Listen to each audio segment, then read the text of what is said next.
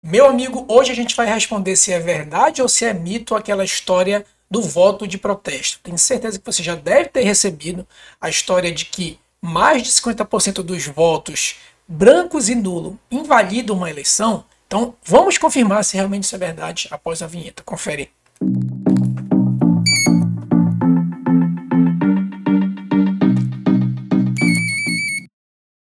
E para você que não me conhece, eu sou Valber Oliveira, professor de Direito Eleitoral e analista judiciário da Justiça Eleitoral.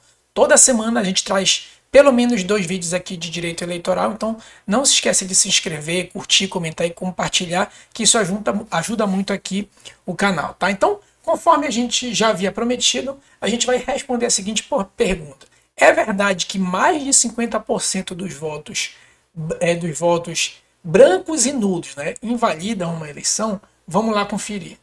Então, olha só, a primeira coisa que a gente tem que ter em mente para poder desvendar esse mito é que a manifestação apolítica do eleitor, que é quando ele vota branco e nulo, né, que a gente chama de manifestação apolítica do eleitor, é um termo utilizado pelo próprio TSE, é uma coisa. Já os votos anuláveis é outra. Isso é muito importante para que a gente possa responder a pergunta inicial do vídeo. Então, quando o eleitor vota branco e nulo é uma coisa, quando a Justiça Eleitoral anula o voto em razão de uma decisão judicial ou por indeferimento de ex-candidatura ou abuso de poder, nesse caso é outra coisa. Tá? É importante que a gente tenha isso em mente para poder entender a resposta dessa pergunta. A manifestação apolítica do eleitor, que é o nulo em branco, não conta para nenhum cômputo de votação na Justiça Eleitoral. Olha só, tanto que diz assim a Constituição Federal, votos nulos e brancos não são computados para o cálculo de maioria para presidente, governador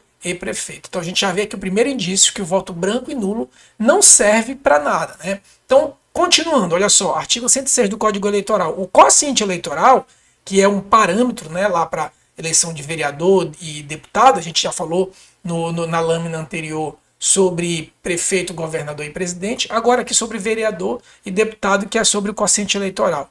Divide-se o quociente eleitoral pelo número de votos válidos, portanto, branco e nulo são eliminados. Então, já provei aí que a manifestação apolítica do eleitor não serve para nada no âmbito da justiça eleitoral. No entanto, aquela nulidade declarada pela justiça eleitoral, ou pelo juiz eleitoral, ou pelo TRE, ou pelo TSE, essa sim a gente pode considerar como parte de nulidade que guarda relação com o mito lá de 50%, a gente já vai chegar lá. Diz, por exemplo, o artigo 75, parágrafo 3º, que serão nulos para todos os efeitos os votos dados a candidatos inelegíveis. Então, nesse caso, candidatos que lançaram a sua plataforma política e puderam concorrer subjúdice, né, porque o artigo 16A da Lei 9504 permite que o candidato possa propor o seu registro de candidatura, né, só para a gente relembrar aqui nossas fases do processo eleitoral. O candidato pode propor seu registro de candidatura, enquanto a Justiça Eleitoral não julgar de acordo com o 16A lá, que eu acabei de mostrar para vocês, ele pode utilizar, pode realizar todos os seus atos de campanha, inclusive fazer propaganda política, tá? Então, esse candidato subjúdice tem o direito de fazer essa campanha. Só que, se os votos dele depois forem julgados indeferidos, esses votos vão ser declarados nulos, né? Daí a nomenclatura nulo, que não guarda relação com a manifestação apolítica lá do eleitor, que é quando ele vota branco, ou ele vota um número, por exemplo, inexistente, por exemplo, 00 e confirma. É um número que não existe, portanto, aquela votação dele vai ser nula.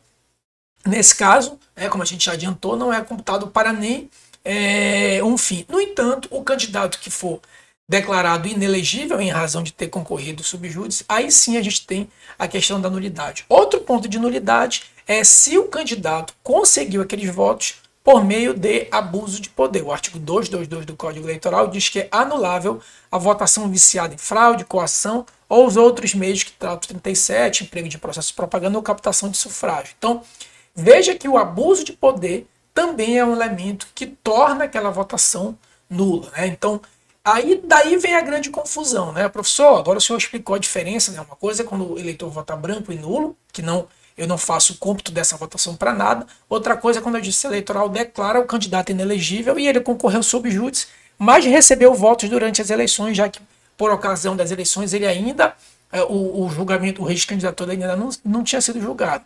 E aí, como é que faz agora para renovar a eleição? De onde é que veio esses 50%? Bem, a grande confusão está aqui no artigo 224 do Código Eleitoral, que diz o seguinte, ó, se a nulidade atingir mais da metade do voto, daí vem o mito, né, porque muita gente associa essa nulidade ao voto branco e nulo.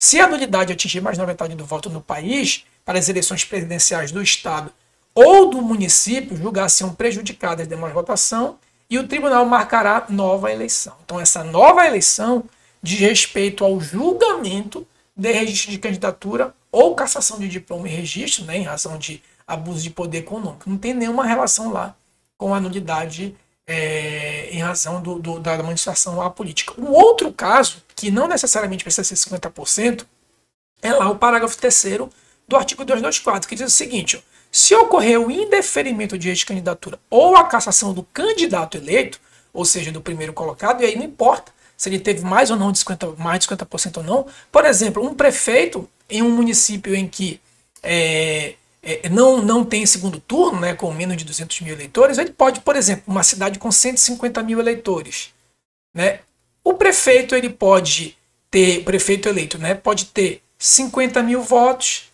depois o segundo tem 40 mil, o terceiro tem 30 mil, né, só que já tem 120 mil, o quarto tem 20 mil, de modo que somando dá os 150 mil e o primeiro colocado sequer teve mais da metade dos votos. Nesse caso, se o primeiro colocado, mesmo que ele não tenha mais da metade dos votos, tenha o seu registro posteriormente indeferido ou cassado em razão de abuso de poder, também é realizada novas eleições. Só para a gente finalizar aqui, ó, para dizer que o próprio TSE, a despeito da lei já prevê isso, o TSE já diz, olha, que a nulidade dos votos dado a candidato inelegível não se confunde com os votos nulos decorrentes da manifestação apolítica do eleitor, né, que se refere lá ao 77, parágrafo 2º da Constituição Federal. E nem a eles se somam para fins de novas eleições, que é lá dos 224. Ou seja, esse entendimento do TSE, que já é reiterado, deixa muito claro que o voto nulo e branco não conta aqui para fins de realização de novas eleições, seja do artigo 224, parágrafo 3º,